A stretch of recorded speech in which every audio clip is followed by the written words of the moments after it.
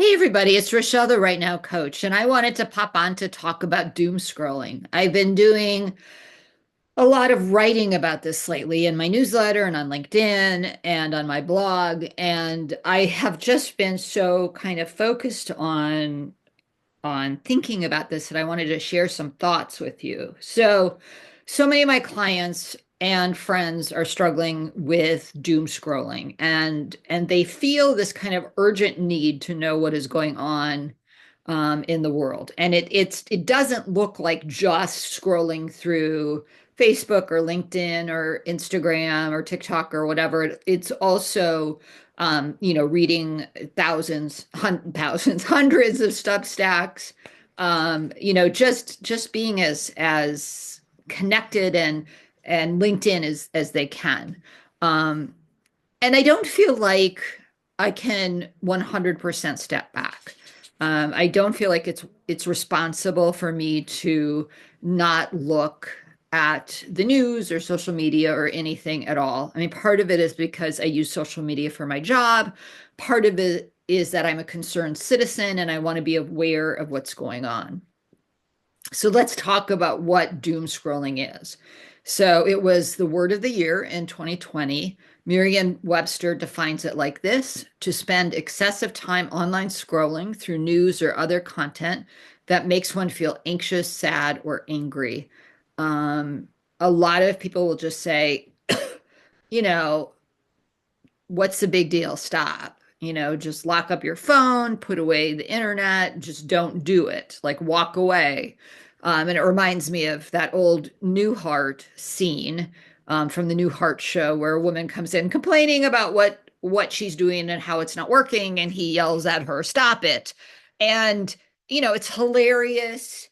And it feels like it should help, but honestly, it doesn't. And part of the reason it doesn't help is that, first of all, when you're scrolling, you're seeking a dopamine hit. And so, even though you feel bad when you're looking at things, those dopamine emotions, that dopamine hit makes you feel good.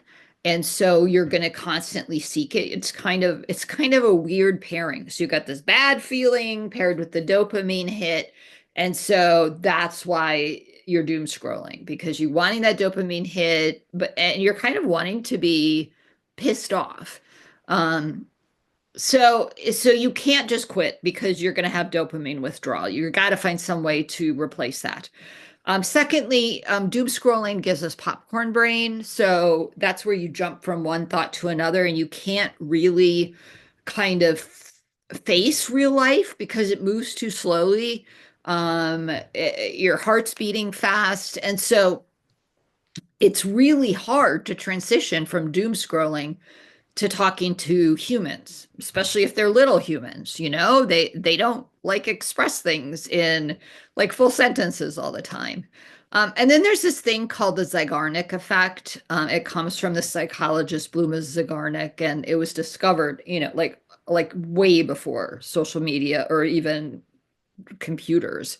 And this psychology discovered that we tend to remember things that are incomplete or interrupted. So if we did something, if we had this experience and we get interrupted, our brain is still stuck back at that interrupted experience, and it's hard to move forward. And so I experienced this. I mean, I remember years ago when I was first starting to play video games, and I'd be sitting with clients, but my head would still be playing the game that I had been in just before seeing the client. And now what I find happen is when I see clients, I'm still kind of stuck back in that social media feed, trying to recall what I experienced, what I saw, what I thought about. So what do you do if you are a person who needs to focus on deep work? So what if you need to write? What if you need to focus on clients? What if you need to create a speech? What do you do? Okay, so first of all, if you're a regular scroller, you've got to provide dopamine for yourself. You're going to experience a dopamine withdrawal if you take any time away from your scrolling.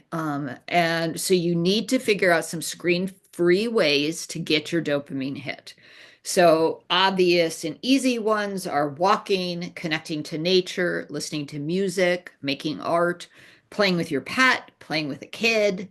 Um, you can just go online and search, how do I get an easy dopamine hit that's not screen related? Another way you can do it is just to think back, when did I feel really good and happy, and what was I doing at the time? And chances are you weren't doom scrolling. Chances are you were doing something else, like going to a concert or seeing the theater or talking with friends or something like that. But get together a big list of these things so that you can start doing these as a part of your daily life. The next thing I would say is schedule a block of interruption free time to write. I like the first slot in the morning because I can kind of get on to my writing before I look at anything else, and then I'm a little bit less distracted. If that's not possible for you, then find a pocket of time, any time that works for you. And it doesn't have to be 4 hours. It can be 30 minutes, 45 minutes, even 10 minutes is going to help you feel better. The second thing you need to do is put a bubble around that time. So before you start writing, sign off social media, turn off your phone, hide it from yourself, sign out of your email and web browser so you're not getting that ding encouraging you to go look at your email every 10 seconds. So you're going to have to just shut down all that stuff so you have kind of a bubble. Before the session, the other thing you want to do is plan for how you're going to overcome distraction. Because the tricky thing about this is that because we're so used to being distracted, our internal clock looks for distractions. So you will get about 3 minutes into your work, maybe even 47 seconds, because we tend to switch tasks about every 47 seconds. So you'll get about a minute into your work and you'll think, I wonder what's going on Facebook, or I gotta figure out this. Now, if you're not hooked up to the online world, it will be like, I need to check my tooth, or maybe did I make my bed? Uh, I should wash the dishes. You're going to have these distractions and you're going to distract yourself. You will.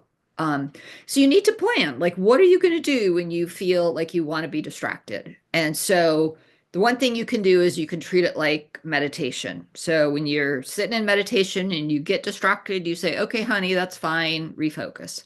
And then 2 seconds later, when you get distracted, you say, okay, honey, that's fine, refocus. And this builds your strength to focus. So you can do that. You can say, okay, that's fine. I know you want to go look at Facebook, but right now we're going to write for 30 minutes. Others stop and do something physical, like a yoga pose, walk around the house, something that gives them a little bit of a dopamine hit. Maybe they listen to a song. But you've got a plan for what you're going to do to overcome distraction, because you want to be able to spin out as much of your writing time as possible. So the other thing I'd say is take some time after you're done with this to really think through what worked and what didn't. So what tips did you try that worked, and what tips did you try that didn't work? And then you need to dump the things that didn't work and try some new things. Figure out what else you can do to hack your writing time so that you're able to focus and don't get distracted. This is where it can be helpful to have a coach. So this is a lot of what I do with my clients. They track their work. We talk about what worked and what didn't, and then we think about new interventions. Most of my clients have interventions that are particular to them, because each of you have your own strengths, and the work you're going to do is going to be based on your own strengths, since you're always going to be better at doing some things than other things because of who you are. So if you need a consultation, reach out to me. If you're like, nah, I can do this myself, you might want to try my starter kit. If possible, I will link both of those things below the video. So thanks so much for your attention, and I hope you get some doom scrolling free focus time. Take care and have a great day.